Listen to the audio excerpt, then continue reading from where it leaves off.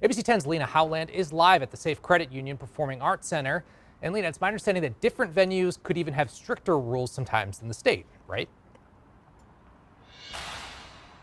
Yep, that's correct. Some venues and artists may have different rules than those from the state, so it is always a good idea to check before you go. But this right here, right now, this is where folks are already starting to line up to show their proof of vaccination or negative COVID tests for the Hamilton Broadway show starting at 7:30 tonight. Now, because the capacity here at the Performing Arts Center is actually more than 2,000 people indoors, they are now required to check before anyone goes inside. They say the show must go on, but in order for that to happen, you'll have to come prepared. If you're vaccinated, bring your proof.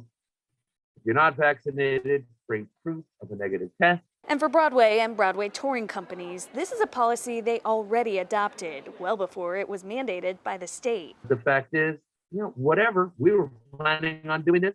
It didn't matter what the state said.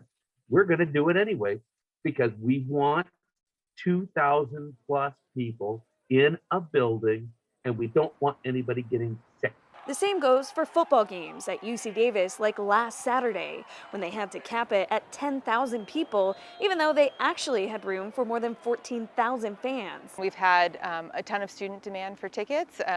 We sold out of our last game when we had to cap the number, and so we wanted to make sure that we didn't have to turn anybody away who wanted to come here and enjoy the excitement of a game day. Visit Sacramento was already doing this at events like Farm to Fork and the Tower Bridge Dinner, even though they were not technically mega events. I think peace of mind is a big part of it. There are attendees that want to do these things but are nervous because of COVID. And, when they know that everybody's either vaccinated or had a negative test, it does give you a little comfort. Moving forward, these requirements will apply at the Aftershock Festival, Ironman, and any indoor convention with more than 1,000 people, like the League of California Cities Conference kicking off on Wednesday. The reality is we didn't get a lot of pushback at our events. I think people are expecting it and willing to do what's asked of them to be able to go back out to these events.